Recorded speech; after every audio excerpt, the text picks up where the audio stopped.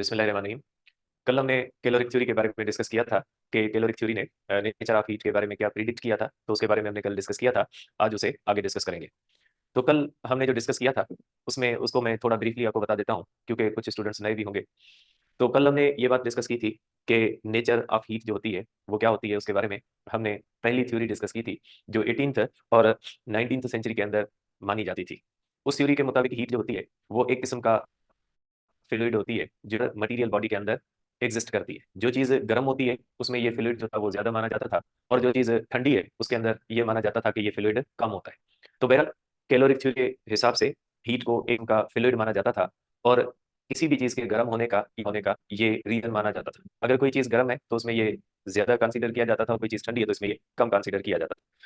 बाद हमने properties of कैलोरीक देखी कि कैलोरीक की प्रॉपर्टीज क्या होती है।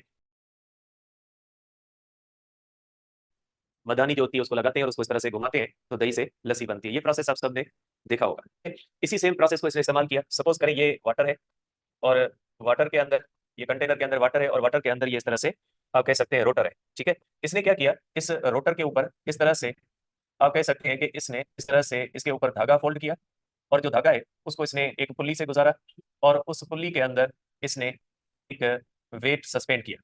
ये सरफेस ऑफ अर्थ है, और ये weight above the surface of earth है। ठीक है, इसका मकसद है कि ये जो ऑब्जेक्ट है इसके अंदर पोटेंशियल एनर्जी है।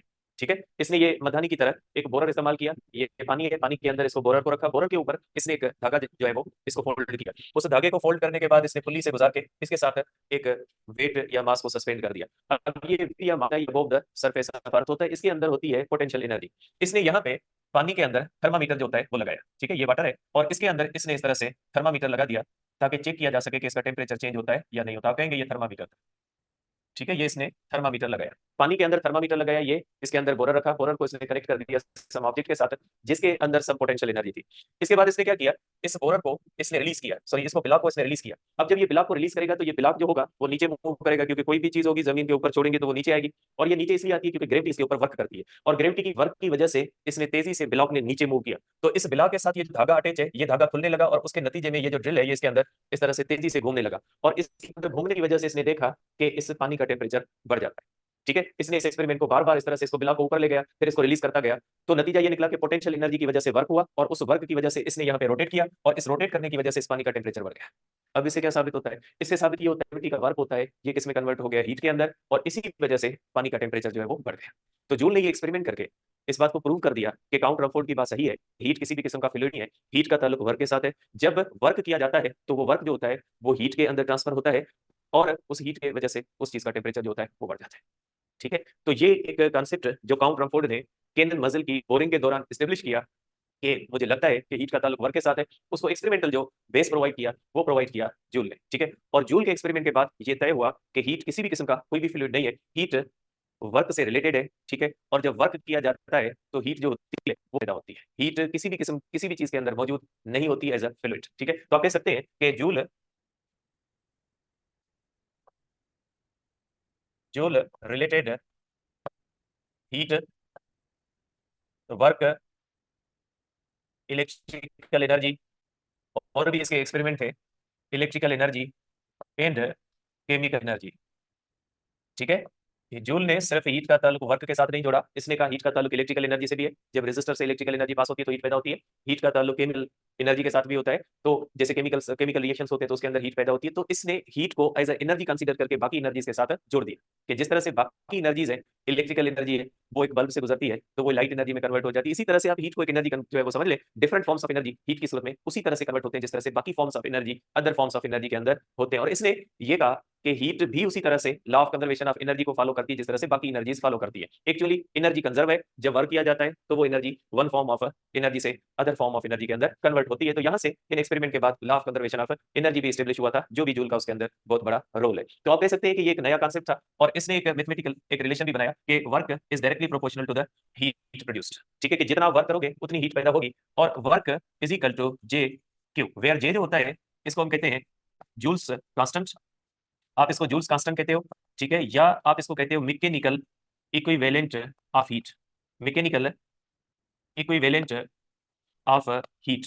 ये जो होता है ये मैकेनिकल इक्विवेलेंट ऑफ हीट होता है। और अगर आप इसको देखते हो तो ये जो होता है, ये जे जो होता है is equal to W upon Q होता है। ठीक है, तो ये मैकेनिकल इक्विवेलेंट ऑफ हीट होता है। इस ये कॉमन या ऐसा जिस तरह से आम कांस्टेंट है उसी तरह का ये कांस्टेंट नहीं है, ये जस्ट एक मैकेनिकल इक्विवेलेंट ऑफ हीट है जो बराबर होता है W अपॉन Q के। तो आप कह सकते हैं कि जूल के एक्सपेरिमेंट्स के बाद हमने हीट का ताल्लुक वर्क के साथ जोड़ दिया। ठीक है, अब यहां से आप कंक्लूड कर सकते हैं कि अगर हीट वर्क के साथ रिलेटेड है तो बोलने में बहुत सिंपल सी बात है, लेकिन इसकी इंप्लीकेशंस को, इसके इस चीज को एक्सप्लेन करना फिजिक्स के लिए इतना आसान नहीं है कि अगर हीट का ताल्लुक वर्क के साथ है तो इस चीज की बहुत सारे इफेक्ट्स हैं। पहला इफेक्ट क्या होता है कि वर्क तो किसी बॉडी के अंदर स्टोर नहीं होता, स्टोर तो एनर्जी होती है।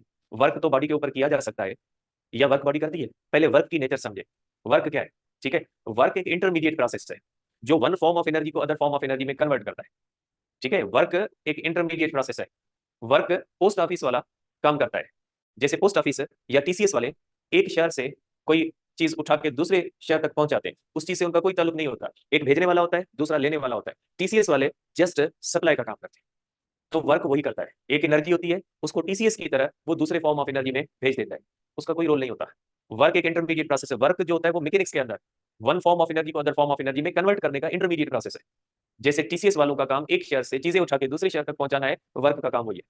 फॉर एग्जाम्पल, अगर एक ऑब्जेक्ट रेस्ट में है, हम चाहते हैं कि हम अपनी बॉडी एनर्जी उस ऑब्जेक्ट के अंदर ट्रांसफर करें, हम चाहते हैं हमारी बॉडी की जो एनर्जी है वो एज अ काइनेटिक एनर्जी उस ऑब्जेक्ट को दें, तो हम क्या करेंगे, हम उस ऑब्जेक्ट के ऊपर फोर्स लगाएंगे, वो ऑब्जेक्ट डिस्प्लेसमेंट तय करेगा। नतीजा क्या होगा, हमारी बॉडी की energy as a kinetic energy उस ऑब्जेक्ट के अंदर ट्रांसफर हुई। तो बीच में हमने क्या किया, फोर्स लगाई, डिस्प्लेसमेंट तय हुआ, और उस फोर्स और डिस्प्लेसमेंट के नतीजे में हमारी बॉडी की energy as a kinetic energy उस ऑब्जेक्ट के अंदर स्टोर हो। तो वर्क ने क्या रोल प्ले किया, वर्क ने ये रोल प्ले किया कि हमारी बॉडी की एनर्जी को काइनेटिक एनर्जी के अंदर ट्रांसफर कर दिया। तो एक थी हमारी बॉडी की एनर्जी और दूसरी थी काइनेटिक एनर्जी।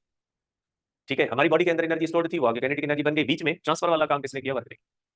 तो जूल ने हीट को वर्क से रिलेट कर दिया। इसका मकसद है फिर हीट वही काम करेगी थर्मोडायनेमिक्स के अंदर जो काम मैकेनिक्स के अंदर वर्क करता है। ठीक है, इस चीज को एक्सप्लेन करना इतना आसान नहीं था। अगर हीट का ताल्लुक वर्क के साथ है, इसका मकसद है फिर वर्क की तरह हीट भी किसी चीज के अंदर स्टोर नहीं होगी। तो अगर हीट किसी चीज के अंदर स्टोर नहीं होगी तो कोई चीज ठंडी क्यों होती है, कोई चीज गर्म क्यों होती है, क्योंकि फिर हीट तो सिर्फ ट्रांसफर का मामला हो गया। तो बॉडी के गर्म होने का या ठंडा होने का रीजन क्या है, इतना आसान नहीं था इसको एक्सप्लेन करना। तो आप कहेंगे कि if heat is related with work then it can not be stored in any body. तो ये किसी भी चीज के अंदर स्टोर तो नहीं हो सकती। ठीक है, तो फिर स्टोर क्या है, तो बॉडी के गर्म होने या ठंडा होने की रीजन क्या है। ठीक है, ये एक बहुत बड़ी, आप कह सकते हैं एक बहुत बड़ा क्वेश्चन था कि जब एक चीज से दूसरी चीज के अंदर कोई हीट की ट्रांसफर नहीं हो रही तो फिर किसी भी चीज के गर्म होने का सबब क्या है। जैसे आम तरह से आप जहाँ पे बैठे होगे वहां पे मुख्तलिफ चीजें होंगी, उनका टेम्परेचर होता है, वो चीजें ठंडी भी हो सकती है, गर्म भी हो सकती है, लेकिन सब उनका टेम्परेचर होगा। तो वो टेम्परेचर किस वजह से, क्योंकि हीट का ताल्लुक वर्क वर्क से, इसका मकसद हीट बॉडी के अंदर नहीं है, वर्क बॉडी के अंदर नहीं होता, वर्क किया जाता है। मैंने आपको कहा ना, वर्क इंटरमीडिएट प्रोसेस होता है, तो इसका मकसद है फिर हीट बॉडी के अंदर नहीं होगी।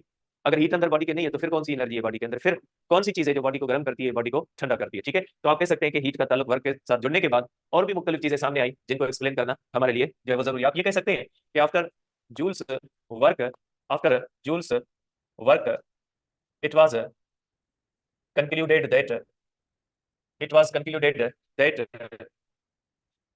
heat is not present in any body। Heat किसी भी बॉडी के अंदर मौजूद है, हीट सिर्फ एक ट्रांसफर का जरिया है।